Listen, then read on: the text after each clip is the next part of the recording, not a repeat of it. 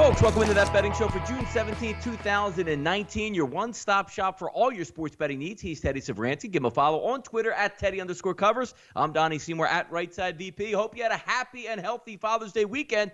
Woodland takes down the U.S. Open as we all watched in primetime golf. Koepka placed a second and a strong charge, but wasn't enough to knock off Woodland. How about this, Teddy? We always like to put things in betting perspectives here. Before the tournament, getting as high as 60-71 on Woodland. Played well throughout the weekend. Didn't fold. What a great Father's Day for that guy. $2.25 million richer. Forget that guy. It's a great Father's Day for anyone that has 60 or 70 to 1 ticket on Gary Woodland in their pocket. That's what will make you happy. Of course, Tiger Woods, as we talked about, not really a factor in this one, finishing 11 shots back. But the guy I want to talk about is Koepka, who finishes in second, continuing his torrid run in majors. I know he was the favorite here, or one of the favorites. But when you're talking about a guy that's won 4 of the last 9 majors and now comes in second in the U.S. Open, we got to give him credit, even though he didn't seal the deal on Sunday. Still, an impressive run of golf from Brooks Koepka, who continues to be, in many ways, an undervalued commodity in the betting markets because of his relative anonymity compared to so many other high-profile golfers who seem to have a little bit more personality.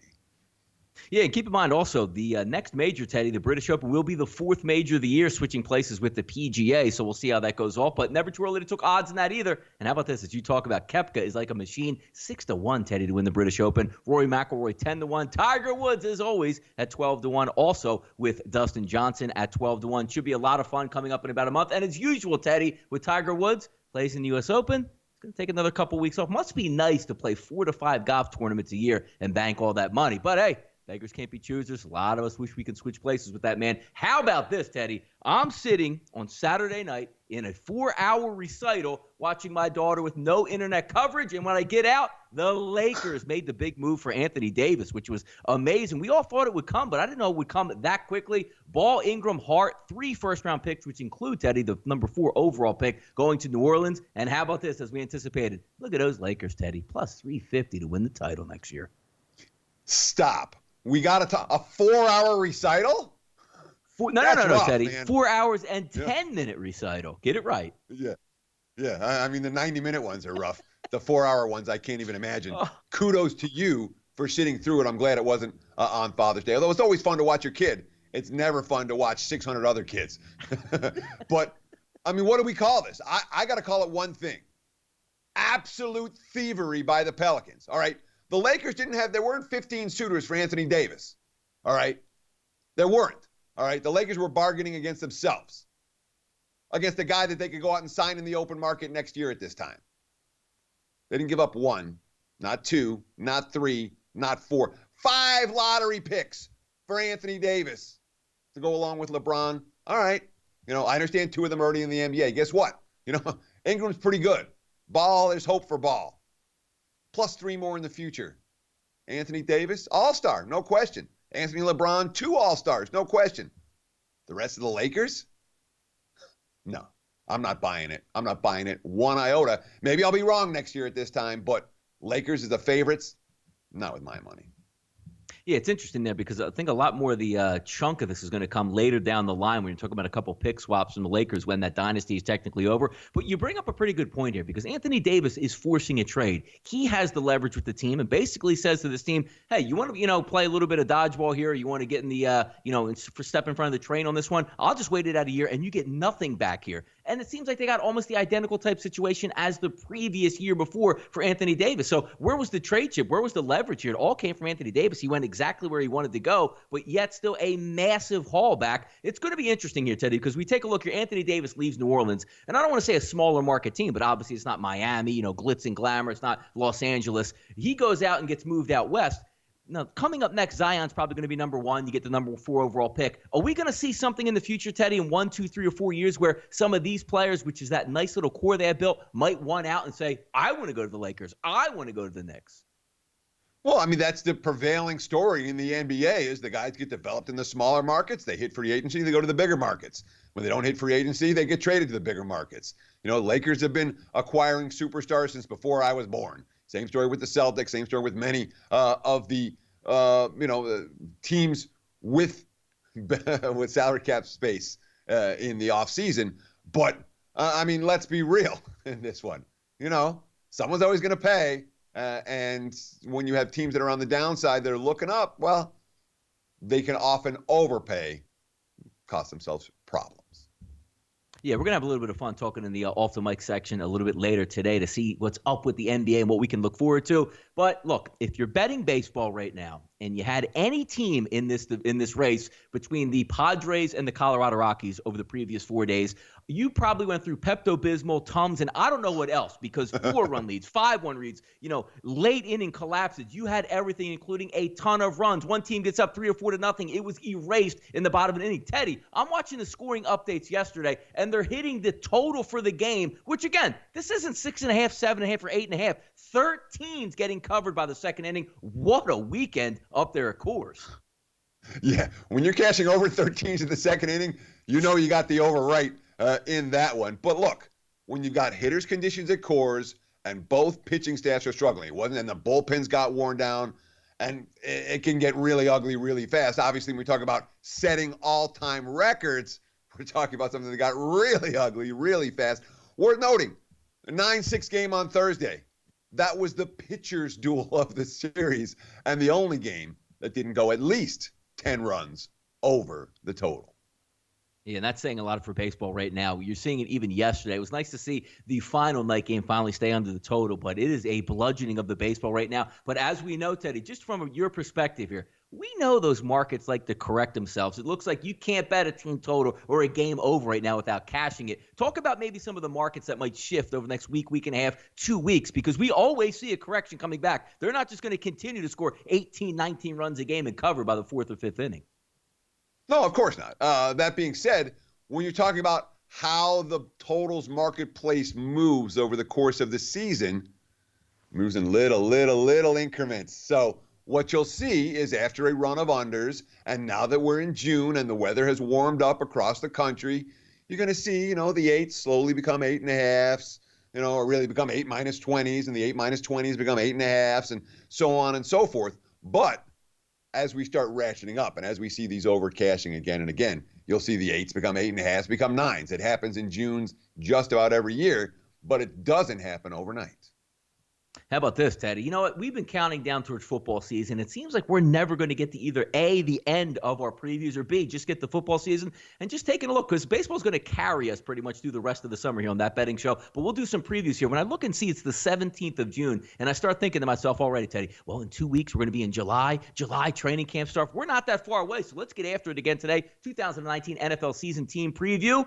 Those Kansas City Chiefs. How about this? We were talking about teams 66-1, 80-1, 100-1. Now we're going to take a look at a legitimate contender here. The Chiefs are 8-1 to win the 2019 championship, plus 360, Teddy, to win the AFC, and also their team total for this next year coming in is 10. Now we saw last year 12-4, 5-1 the AFC West. The offense was absolutely impressive last year. MVP, obviously, as the quarterback under Andy Reid, 50 touchdown passes. A lot of things are going to change this year looking in, and quite frankly, Teddy, all eyes are going to be on Tyreek Hill. He is the engine that makes that offense go. If he's suspended at all for any bit of time, that's going to put a hurt in them. Obviously, we know they have a good offensive line, good tight end situation. They run multiple running backs. And again, an electric young quarterback, that's where it starts. But also, let's not forget the defensive side of the ball. There's a lot of moving parts out there. D Ford is gone. They bring in Frank Clark, and we'll see if that makes it up. But look, they spent a lot of money to bring this guy in, and also shipping D Ford out. It's a tough division here. And as you saw last year, Teddy, 12 wins. They're dropped back to 10 here. Should be an interesting year for the Chiefs.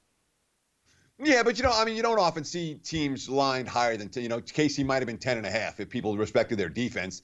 Nobody respects their defense.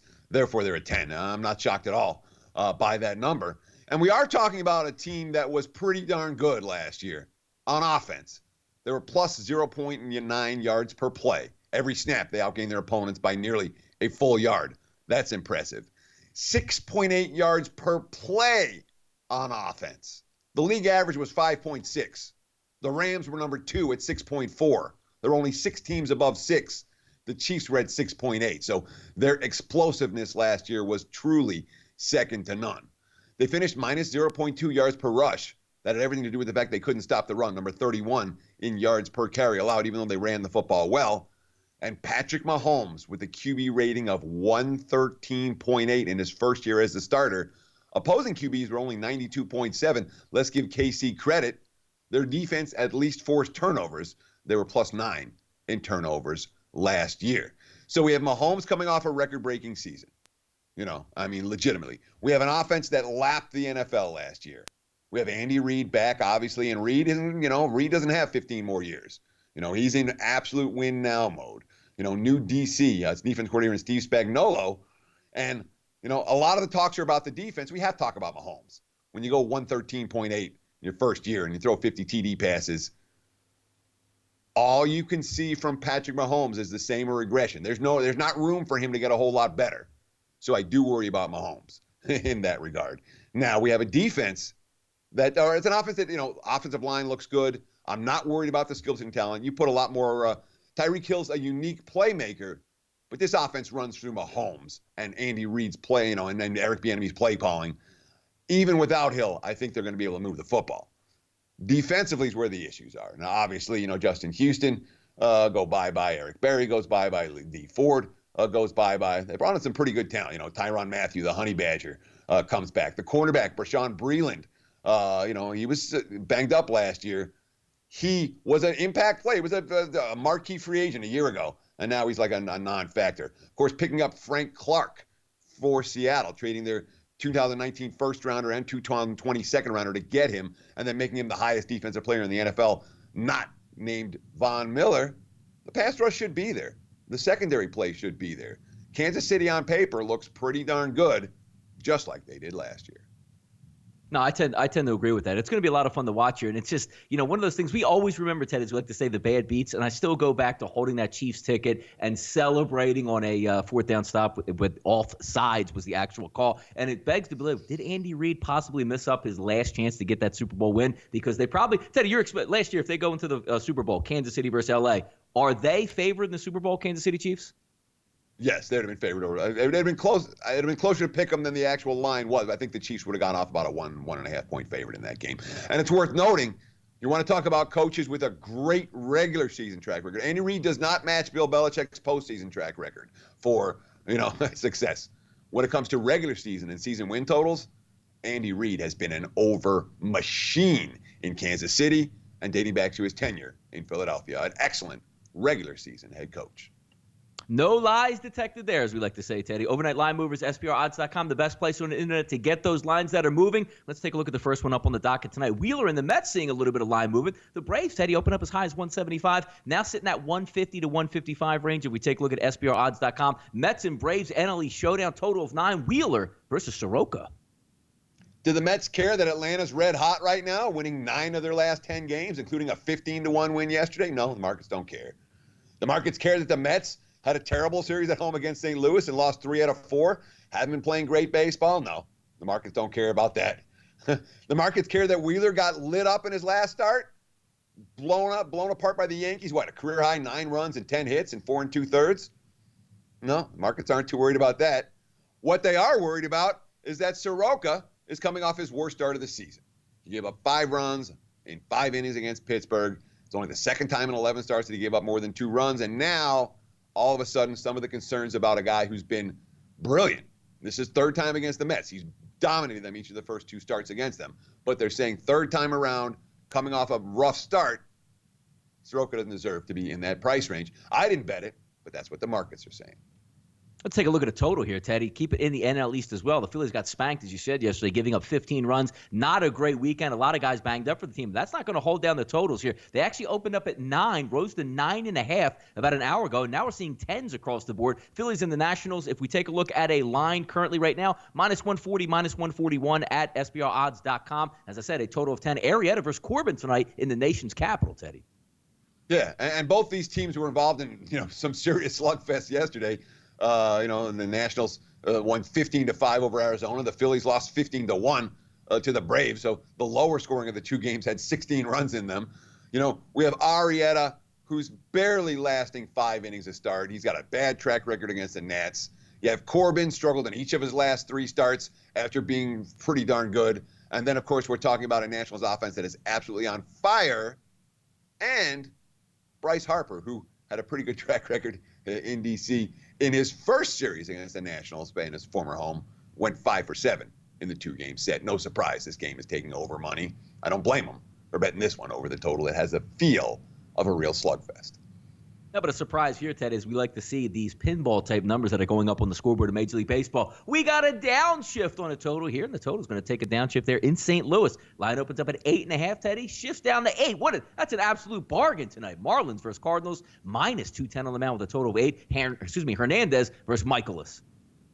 Yeah, and Michaelis, of course, is the guy that went 18-4 with a 2.83 ERA in 32 starts last year. He went 10-0 in his 16 road starts. Well, that was then. This is now. This season has not been anywhere near that, but the markets are saying maybe there's some signs for it. And his last 2 starts have been weird. He got hit by a comebacker on his forearm against the Cubs. And his quote is really interesting. Quote, "I'm not getting away with the mistakes as I did last year. I got a little lucky last year. I don't think I'm lucky at all this year." Of course, he's been much better at home. 2.87 ERA compared to 1-4 with a 7.76 on the highway. After a couple of rough starts to open June, the market's certainly expecting a better performance here. And of course, St. Louis offense, they won a game yesterday, scored 4 runs. They only got 3 hits. It's not like Miami is putting up runs in bunches at this stage of the campaign either. Watch what you bet here on That Betting Show, Teddy. Baseball's going to carry the day. Got a nice little triple header set up here. How about Boston going to the AL Central leading Twins? If we take a look at the numbers right now, Barrios going to be on the mound, rising steadily here at minus 140 now with a total of 10. It's going to take place at 8:10 p.m. tonight. MLB Extra Innings live from Target Field in Minneapolis, Minnesota. The Red Sox, Teddy, 39-34 in the season. The Twins, 47-23. Should be a good one matched up here. And yesterday we watched the Twins weren't able to come back yesterday, but that offense is so potent there. They're never out of the baseball game. They really are. And the Twins on pace to set the top all-star break record for the franchise in franchise history if they continue to win over the next 2 weeks. What they won? 7 of the last 10. They lost on Sunday, another bullpen issue against Kansas City. But, the quotes are just reeking with confidence for this team. A team that leads the majors in home runs. Miguel Sano, quote, "The biggest thing is that we're in first place. We can lose 1 game if we're going to win 5-7 games. This is the best team I've seen in my life, and we don't have any pressure about anything. We're really good." I don't disagree with that. Boston playing well right now. They've won, 5 straight. Red Sox have not stepped up in class well this season, but Alex Cora preaching patience, quote, "People forget we were in second place last year on June 20-something. We're in third place now. I know where we'll be at, but we'll all be fine." Porcello, not a good track record on the highway this season. That's putting it mildly, 0-3 with a 6.37 ERA. Brewers going to head down to Petco here, Teddy. Padres favored by minus 15, total of 8.5. It's going to be Jhoulys Chacín's first start in about 17, 18 days. We'll see how he responds. He's got a talented lefty on the mound for San Diego with Lucchesi. If we take a look, those Padres, you want to talk about scoring runs, being in a perfect environment for scoring runs? Changes a little bit here when we get back to San Diego with Petco Park. Brewers 40-31 on the season, 18-18 away. The Padres 35-37 on the season, 18-20 away from home, Teddy. Yeah, the Padres haven't been winning at home all year. And, of course, you want to talk about a bullpen that is taxed.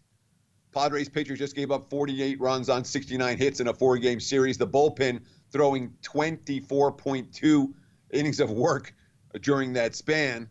Manager Andy Green, we came back strong and won 2 games in the series, but the bullpen has been taxed. The rest of his quote, "We need Joey to go deeper" on Monday. Talk about Joey Lucchesi, who has not necessarily been eating up innings. They've won 4 of his last 6 starts. He's been solid, 37 strikeouts and 36 innings of work, but he's not a guy who has consistently gone deep into games. I really don't know what to expect from Chacín here. He's got a great track record at Petco Park. He pitched well for the Padres here in 2017. Quote, "It's a great place to pitch. The mound is always good. It retains its shape during the game. Plus, it's never too hot." But Chacín got lit up in 2 starts before going on the DL. It's his first start back here, and again, it's not like the Brewers' bullpen's been solid, but Milwaukee's current form, I'm not thrilled with it right now. Tough game, interesting game, not one that I personally have even come close to getting involved in. I don't know. What do you do with this total? Did you bet it over after what we saw last week? I wouldn't argue, after this past weekend, I wouldn't argue with that, but sometimes you go back to Petco And the run's a little bit tougher to come by. Yeah, spend all those runs up there, Teddy. They're due for a couple shutouts for sure with all those runs being scored. Let's take a look at another pitcher coming back from injury, and a good pitcher indeed. Mike Clevenger had his first 2 starts of the season in early April. Didn't even give up an earned run. Goes on the DL. Now comes back to start tonight versus the Rangers. And it looks like here Indians favored by -119 to -125, depending on where you're shopping at. A total of 9.5. Going to be at 8:05 tonight from Globe Life Park down in Arlington, Texas. The Indians 37-33 on the season. The Rangers 38-33. Clevenger versus Lance Lynn tonight. Yeah, Clevenger coming off the 60-day DL. He was brilliant his first 2 starts of the season. He had 22 strikeouts. Didn't give up a run in 12 innings of work. But now coming back off the 60-day DL, we're not expecting him to get stretched out tonight and go 6, 7, 8 strong. He's not going to strike out every other batter like he did in those first 2 starts of the campaign. But the team behind him, the Indians, they're in good form right now, probably their best form of the season. They've won 8 of their last 11 and starting to make some noise. Texas had a rough weekend, but, this team's been really good at Global Life Park in Arlington. 24-12 this season at home, even though they're 14-21 on the highway. And, of course, Lance Lynn, 4-0 at home this season. He's been not the best, because Miner's been a little bit better, but one of the Rangers' more reliable starters this season that may give them a fighting chance in this one. How about this one, Teddy? We're going to take a look at a little bit of off the mic segment today. Talk a little bit of NBA and what's going to take place. And for the first time in a while, I'm taking that deep breath and saying, you know what? The NBA is going to be pretty wide open next year. We can see that 1-year window of Golden State being down next year, which leaves a lot to be desired from the rest of the NBA. You see the Lakers ramping up. Where's Kawhi Leonard going to go? Are the Sixers going to run it back with Jimmy Butler and Tobias Harris? I'm actually safe for this, Teddy. I'm actually excited for the NBA offseason and start of next year when it looked like it was just going to be one of 2 teams that could take it down. It looks like a wide open field. We could see a lot of fun next year. Sure, and this is kind of a rare situation in the NBA. Every 5 or 6 years, not super rare, but, it doesn't happen every season. I'll put it that way.